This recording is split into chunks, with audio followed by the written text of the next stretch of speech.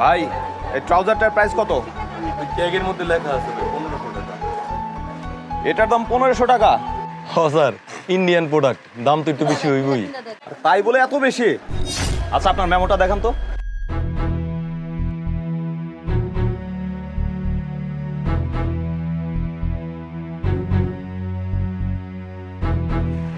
Sir এই যে 12 piece আনছিলাম স্যার, এই 500 করে পড়ছিল। 500 টাকার জিনিস আপনি বিক্রি করতেছেন 1500 টাকা? স্যার কি করুম কোন, দোকানের ভাড়া দিতে হয়, কতগুলো কর্মচারী আছে, অগ বেতন দিতে হয়, আমার নিজেরও একটা সংসার আছে, এই দামে না বেচলে কি আমার পোষাইব কোন স্যার? আচ্ছা ঠিক আছে, আমি দেখতেছি। এটা ইন্ডিয়া থেকে ইম্পোর্ট করতে আপনার কর্মচারী বিল সবকিছু মিলে কত টাকা খরচ হয়?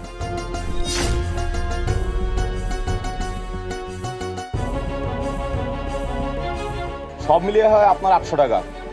আর আপনার যদি 20% লাভও দেওয়া হয় তারপরেও 1000 টাকা হয় না, 980 টাকা হয়।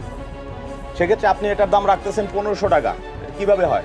স্যার আমার ভুল হয়ে গেছে স্যার, আমি আজকের পর থেকে দোকানে যতগুলো মাল আছে ওই ট্যাগের থেকে দাম কমায় লিখমুনি স্যার।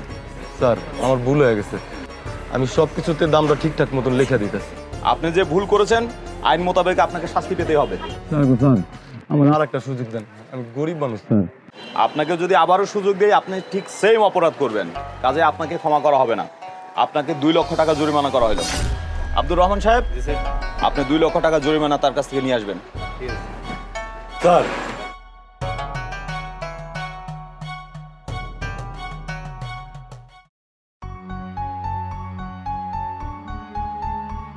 রহমান সাহেব, জি স্যার। দেখেন তো এটা কোরাল মাছ না রুই মাছ? জি স্যার, দেখতেছি।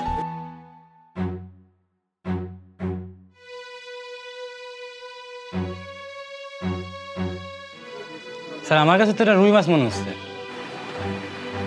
এদিকে আসেন।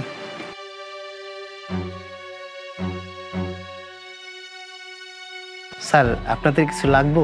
আপনারা কি ভাবছেন কোরাল বলে রুই মাছ দিবেন আর আমরা সেটা বুঝতে পারবো না? স্যার এটা তো হইতেই পারে না। কিন্তু সেটাই তো হয়েছে।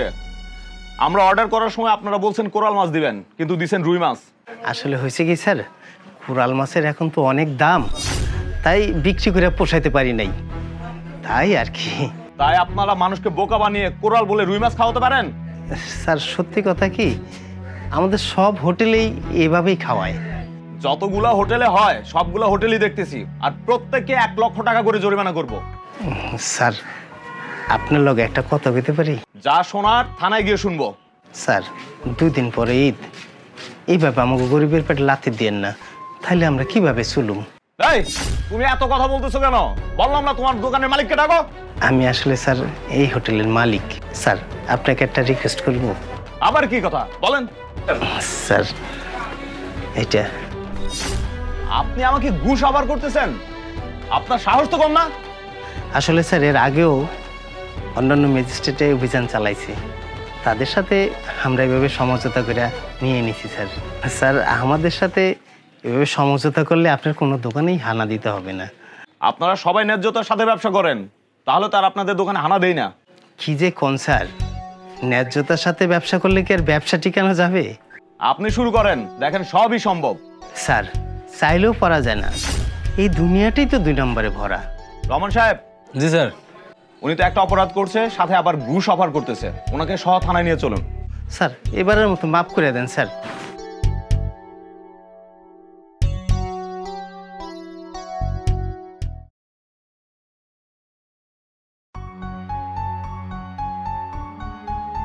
আমাকে এই গ্রামে 7 জন্মও এরকম ঘটনা ঘটে নাই। হ্যাঁ, আমরা অনেকের কাছ থেকে তথ্য পেয়েছি। তা বাদল মিয়া, আপনি কি নিজে ঘটনাটা প্রত্যক্ষ করেছেন? আর আপনার স্ত্রী জরিনা বেগম কেন এমনটা করতে পারে বলে আপনার ধারণা? সত্যি কথা বলতে হবে স্যার, ঘটনাটা আমার কারণেই হয়েছে। হ্যাঁ, সেটাই তো জানতে চাচ্ছি। আপনি আমাদেরকে ভালোভাবে খুলে বলুন বিষয়টা। আমি সকালবেলা নাস্তা করে বাজারের দিকে রওনা হয়েছিলাম।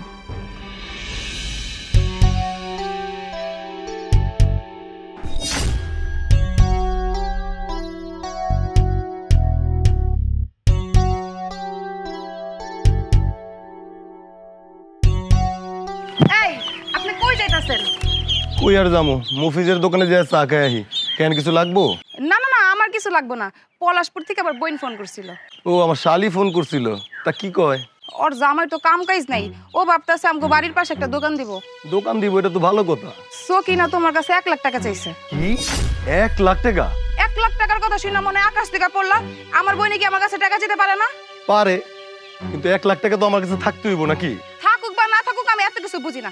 আমার বোনের টাকা চাইছে মানে টাকা তোমারে দিতে হবে, আর তুমি ব্যবস্থা করে দিবা। টাকা কি মুখের কথা? কইলি হয়ে যায়?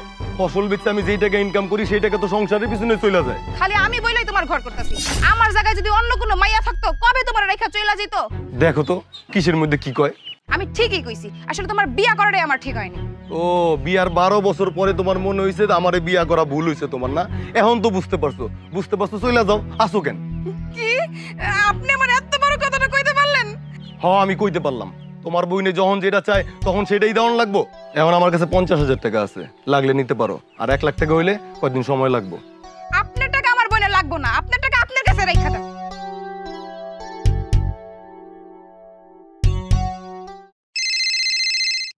কি ব্যাপার? এই সময় ভাবি ফোন দিল। হ্যালো ভাবি। কি জরিনা বিষ খাইছে? লগে আমার মাইয়ারও বিষ খাওয়াইছে? ও আল্লাহ, ভাবি থাকো, আমি অনেক আইতাছি।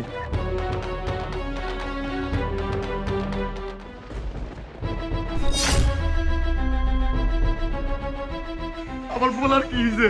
আমি আমার বলারে মরতে দিব না। ওই কি হয়েছে? ও ভাবি কি হয়েছে আমার বলার? আমি আমার বলারে মরতে দিব না। তোমার পোলা তোর বাইচা নাই বাদল ভাই, তুমি আইসা জরিনারে ধরো, জরিনা ও বিষ খাইছে। তাড়াতাড়ি করে তেঁতুল আনো ভাবি। ভাবি তাড়াতাড়ি করে তেঁতুল পানি আনো ভাবি। তেঁতুল পানি আনাইতে তো আনাইতে দিছি ভাই।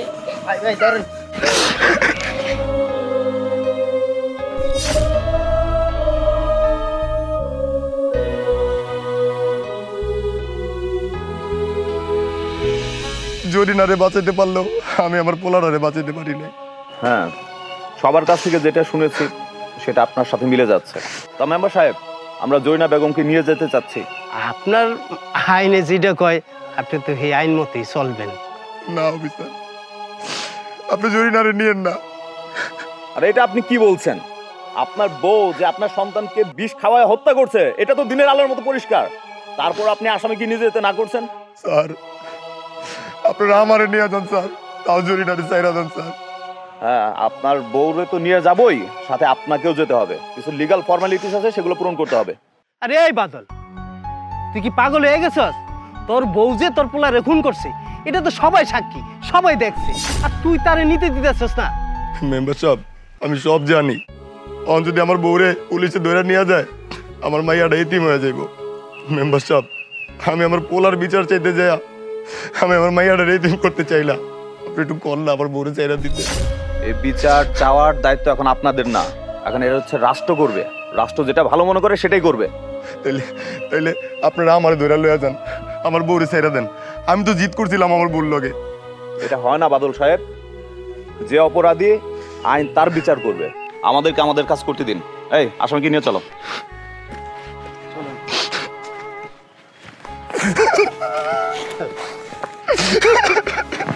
বন্ধুরা, আমাদের ভিডিওটি কেমন লেগেছে অবশ্যই কমেন্টে জানাবেন।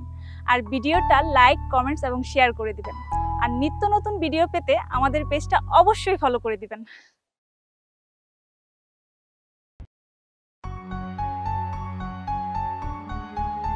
এই রিক্সা যাবেন শিমুলতলি?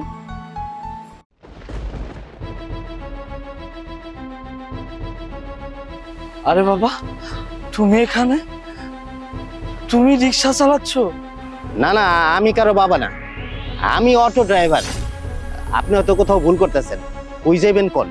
আরে যাওয়া যাওয়াই পরে, আগে বাবা তুমি উত্তর দাও। তুমি রিক্সা চালাইতেছো কেন? তোমার তো পায়ের উপরে পা তুলে খাওয়ার কথা, ছেলের বইয়ের আদর যত্ন পাওয়ার কথা। তুমি এখানে ভর দুপুর বেলা রিক্সা নিয়ে কেন বাবা? সবই আমার কপাল রে বাবা। তুই তো ব্যবসার কাছে কিছুদিন পর পর বিদেশে চলে যাস, তখন বৌমার অত্যাচার আমার উপরে বাইরে যায়। কিছু কইলেই আমার হুমকি দুমকি দেয়, আমার কয় বাড়ির থেকে বাইর করে দিব। আমি তো বৃদ্ধ মানুষ, তুই ছাড়া তো আর তিন কুলে আমার কোনো যাওয়ার জায়গা নাই। বাবা তুমি আমার এগুলো কি শোনাইলা? তোমার উপরে এত অত্যাচার হয়েছে, একবারের জন্য তুমি আমার জানাইলা না? তুমি সব কষ্ট মুখ বুঝা কেন সহ্য করে গেলা বাবা? কিছুদিন বৌমার ব্যবহার খুবই ভালো আছিল, যখন তোর নামে জায়গা জমি সব লিখে দিলাম তখনই বৌমার রূপ বদলে গেল। আমি বুড়া মানুষ, আমারও সে বোঝা মনে করে, আমার নাকি তার সেবা করতে হইব, খেদমত করতে হইব।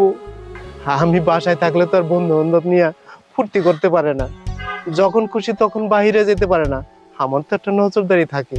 সেই কারণেই বাড়ির থেকে আমার বাইর করে দেওয়ার জন্য আমার উপরে অনেক অত্যাচার করছে।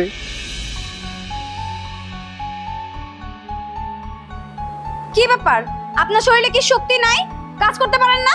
খান না আপনি? তাড়াতাড়ি মোছা শেষ করেন। ঢঙ্গের কান্নাকাটি। ওই যে ওই পাশে ময়লা। বুড়া মানুষ, শরীরে কুলাইতো না, তারপরও কষ্ট করে গেছি তোর মুখের দিকে চাইয়া, যাতে তুই বাড়িতে এলে তোর হাসি মুখটা আমি দেখতে পারি।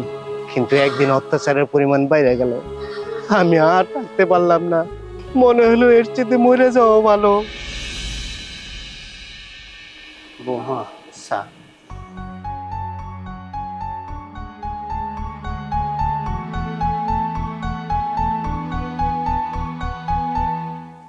ইস, এটা কোনো চা হইলো? এটা কি চা বানাইছেন আপনি? হ্যাঁ, আর এরকম জঘন্য চা কেউ বানায়?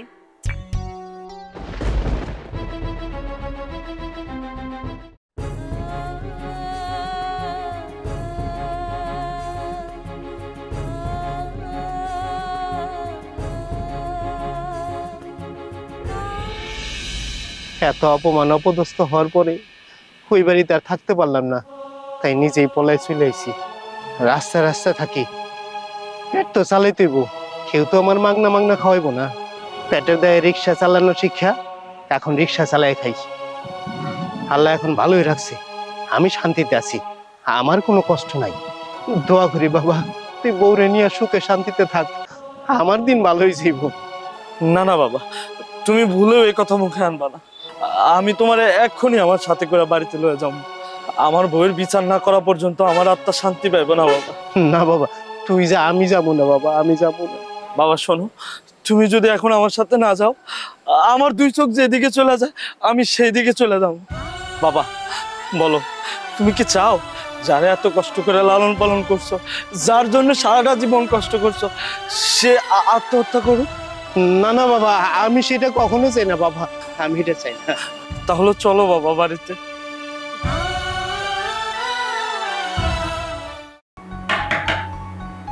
রূপালী, এই রূপালী।